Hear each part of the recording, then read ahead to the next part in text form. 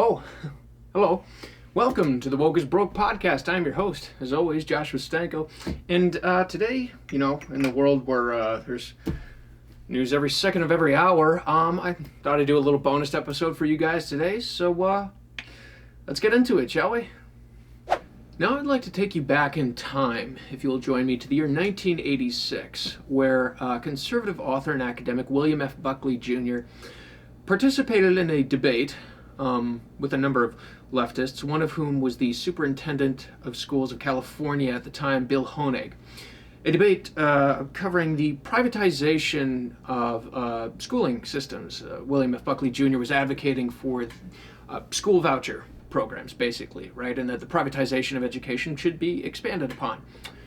And this debate, though almost 40 years old at this point, it is relevant to what's going on today. So let's watch a little snippet of that, shall we? One of the benefits is private choice, but one of the problems with choice, especially in a democracy, is that public schools and private schools have always tried to open doors for students, to give them something their families might not be able to give them on their own. And if you have a system that magnifies or accelerates the differences in this society right now, which increases those differences by allowing pure choice, by allowing marketing to individual interest, where are we going to be assured that somebody is responsible for transmitting some sense of common values, for the glue that holds us together, what this democracy is all about? How do we assure that we don't just fragment? To tell you the truth, Mr. Honig, I see a lot of hypocrisy in the position about the public schools as publicly expressed by, for instance, representatives of the NEA. Let's take a recent example, shall we? They always say, well, religion is something that should be taken care of at home. Under the circumstances, it has no place in the classroom. Then a few weeks, months, years go by, and they say, now, of course, there's a thing called sex education. Sex education isn't being taken care of at home, so we got to take care of it here. 60 Minutes last Sunday was full of the responsibilities of public education to teach 13-year-olds how not to become pregnant on the grounds that it wasn't being taught at home. So really, what the philosophers of public education are saying to us is, we want to teach people what we're really interested in. We're not interested in religion. We couldn't care less whether they get religion back home. But we are interested in sex education, so we'll teach them that.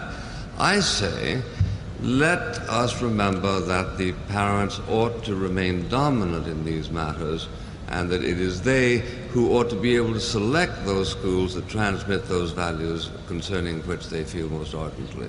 Well, let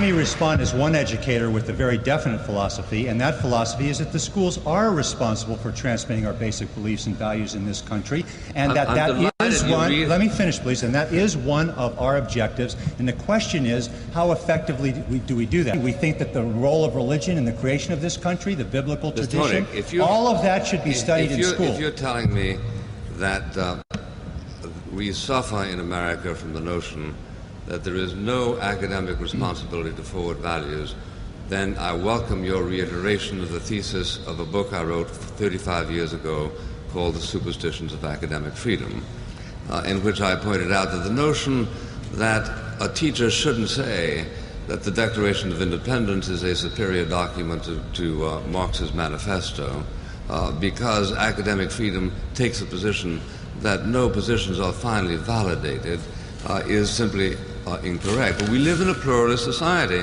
and people have a right to search out schools that seek to forward their values, and Mr. Soul and I want to make this mechanically possible. Fine, but we don't have to pay for it. Now, what this video highlights is that the arrogance amongst leftist academics has been in existence for many, many decades at this point.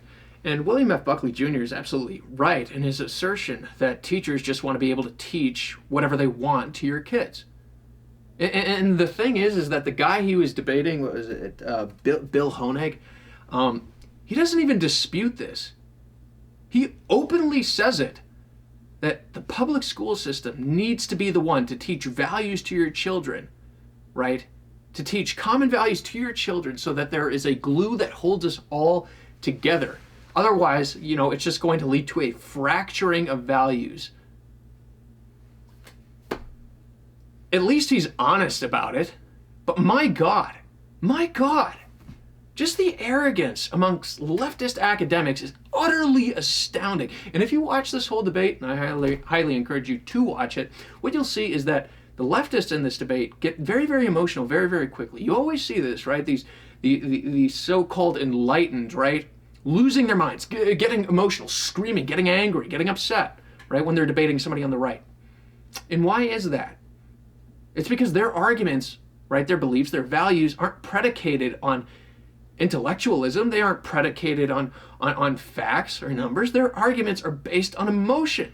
They're based on emotion and the notion that because they are educated, right, because they're one of the enlightened, that means that their rights, their values, their beliefs need to supersede yours, right? You're not smart enough to teach your kids values. And if you try on your own, it's going to lead to a fracturing of the country. Talk about arrogance. Talk about a Napoleonic complex. And the sad thing is, this is nothing that's gone away. This has only grown exponentially.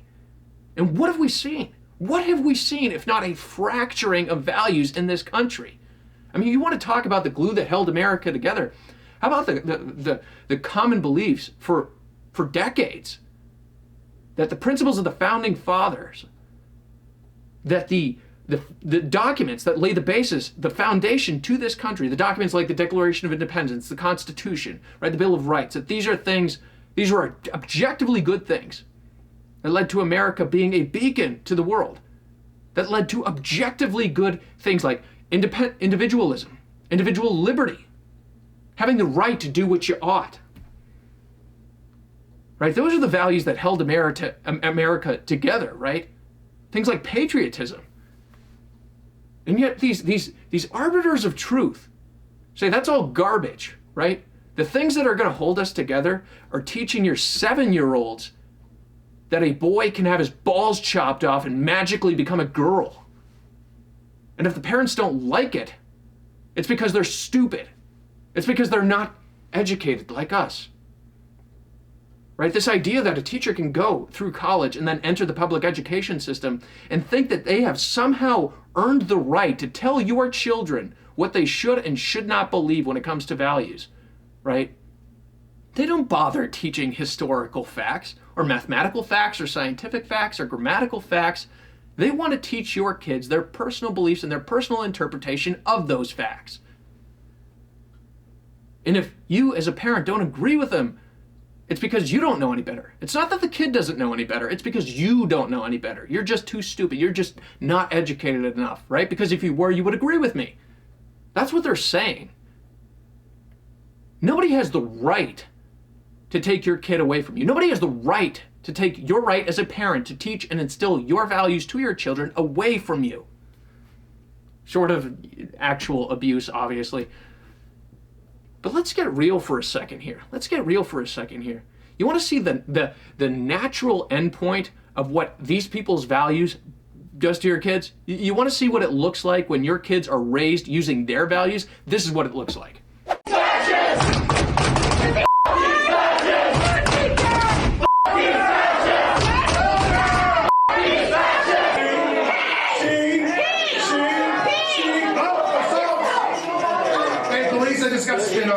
I got it, man. It's sir!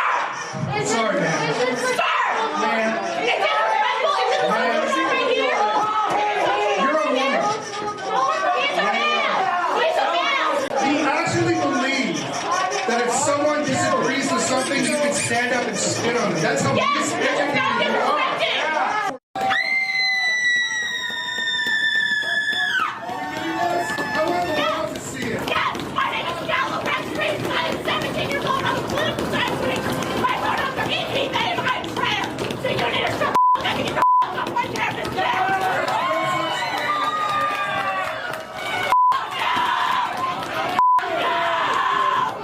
In case you're wondering what that was, those were some not so peaceful protesters, students of UNT down in Texas, lambasting Jeff Younger, a father who's been fighting in the court system over custody of his child who's experiencing gender dysphoria, fighting for custody against him against his ex-wife, who who wants to reaffirm that gender dysphoria and sign their child up for surgery. Jeff Younger, who's there at UNT to protest, to speak out against the transgender movement, to advocate for the criminalization of the genital mutilation of minors, of gender reassignment surgery for people on the kids under the age of 18, right? And that's how he was treated. That's what they want to make your kids into, right? Because even if they end up screwed up, even if they end up entitled morons who have no grasp on reality, have no grasp on decency, have no grasp on things like actual equality, actual acceptance, and actual inclusion, right? Even if they screw up your kids exponentially, even if they get your kids killed, right? Because let's not pretend that the transgender community doesn't have a suicide rate of like 40%. And the more kids they sign up to that to be permanent members of that community are more likely to kill themselves, because gender dysphoria is an actual mental condition. But even if they screw up even if they screw up your kids, at least they were right. That's what it comes down to. At least they were right.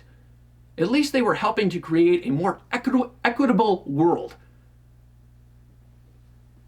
Yeah, when you've reached the point where the ends justify the means no matter what, you are in a very bad place, morally speaking. And these people's moral compass is so unbelievably screwed up, I am amazed that they find their way home at the end of the day.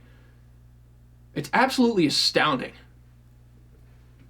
But yeah, it's for me, I would certainly hope for you, but for me, it is a pretty easy decision when I look at kids like this,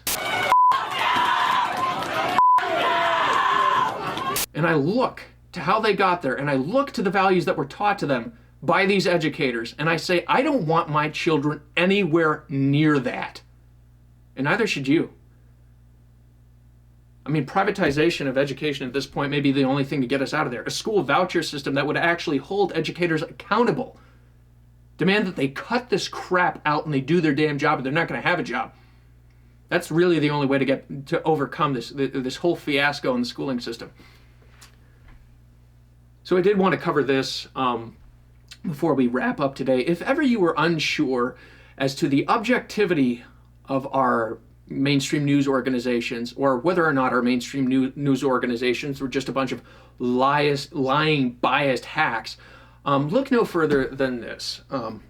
So Florida just passed the Parental Rights and Education bill. Right? It's a bill that's been dubbed the Don't Say Gay bill by Democrats and far leftists and the LGBT movement, right? And here's the problem. That's not anywhere in the bill. There is no reference to not saying the word gay in the bill whatsoever. What the bill says is that teaching 5, 6, and 7-year-old children values regarding sex and sexual education is to be reserved exclusively for the parents, that educators do not have the authority to teach 5, 6, and 7-year-olds about the LGBT themes, right? About morality regarding sexuality, about gender ideology. They don't have the authority to do that. It prevents them from doing that. And yet it's been dubbed the Don't Say Gay bill, rather falsely, in order to paint Governor DeSantis as, a homophobe of some kind, right? And yet our objective news outlets, right, yesterday had articles up and down the wall referring to this bill as the Don't Say Gay bill. Which news outlets were doing this? Oh, I don't know. Let's take a look. NBC, ABC, BBC, CBC, CBS, PBS, CNN, The Washington Examiner, The Hill, The LA Times, Politico, NPR, Daily Mail, The Daily News, The Inquirer, Metro Weekly, Forbes, The Independent, The Press Herald, The Huffington Post, The New York Post, The New York Daily News, Yahoo News, and of course, Gay City News, because why freaking not, right? The only news organizations to not list this bill as the Don't Say Gay bill in their articles were MSN and the National Post, and of course right-leaning news organizations, right? And yet these are the people that we're supposed to believe are objective journalists using language of the left exclusively, demonstrably false language regarding this bill. These are who we're supposed to trust. And yet I, right? I on the right am supposed to be believed less because at least I'm honest about my biases, right? I've never claimed to be objective. I'm absolutely not objective. This is a conservative show. I have a set of beliefs, I have a set of values, and I express those values when I cover the news here on this show. And yet, companies like the Daily Wire, like Breitbart, like Fox, we're supposed to trust them less because they're open about their biases. Meanwhile, Don Lemon will go out there and say that Christians need to dispense with their outdated notion of, the sin of homosexuality, right? And just join the real world, and then immediately say he's an objective journalist. Brian Stelter can go out there and say that Joe Rogan needs to be taken off the internet. Why? Because he has a larger audience than him? And then say he's a trusted news source? Talk about unbelievably backward standards. Talk about no standards. Talk about no decency, no honesty, and no accountability. These people don't even stop to question their motives at any single point. Not once. It's not about if I could be wrong, it's I'm right all of the time for these people. And at least we have Governor DeSantis down in Florida. I will say that. At least we have him. I love this guy. I love how he shuts down these moron reporters time after time, right? With Trump, he would always say, fake news and then try and move on, right? With DeSantis, he says fake news and here's why, and he pummels them over the head. And he got a journalist who actually had the gall to refer to this bill, right? The Parental Rights and Education bill as the Don't Say Gay bill to DeSantis's face. And here's just one of the reasons why I love this dude right here. Amendment 7, Parental Rights and Education, what critics call the Don't Say Gay bill, is on the Senate floor. Does it say that in the bill? Know that you support. Does it say that in the bill? I'm asking you to tell me what's in the bill, because you are pushing false narratives. It doesn't matter what critics say. Hold on. It says it bans classroom instruction on sexual identity and gender orientation. For who? For grades pre-K through 3. So 5-year-olds, 6-year-olds, 7-year-olds, and the idea that you wouldn't be honest about that and tell people what it actually says, it's why people don't trust people like you, because you peddle false narratives. And so we disabuse you of those narratives. And we're going to make sure that parents are able to send their kid to kindergarten without having some of this stuff injected into their school curriculum. Ow. Ouch. That's gotta hurt. But don't take my word for it. Take real-life feral ghoul and current Chicago Mayor Lori Lightfoot. I believe she agrees with us, don't you, Lori?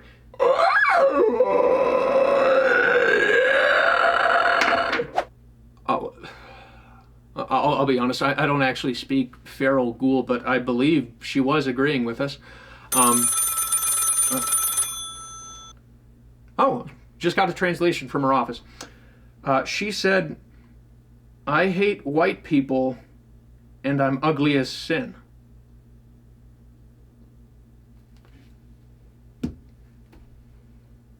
Well, at least she's honest about it. Good on her. Good on her. But in any event, that is all the time we got for you guys today. I, of course, am Joshua Stanko, your host, as always. I will ask if you could to please share us on social media. We got links for, all of our links are down in the episode descriptions for our pages up on Rumble, YouTube, Spotify, all that. So if you could share us on social media, we'd certainly appreciate it. But in any event, I will say stay safe, stay informed, guys, and God bless. Catch you next time.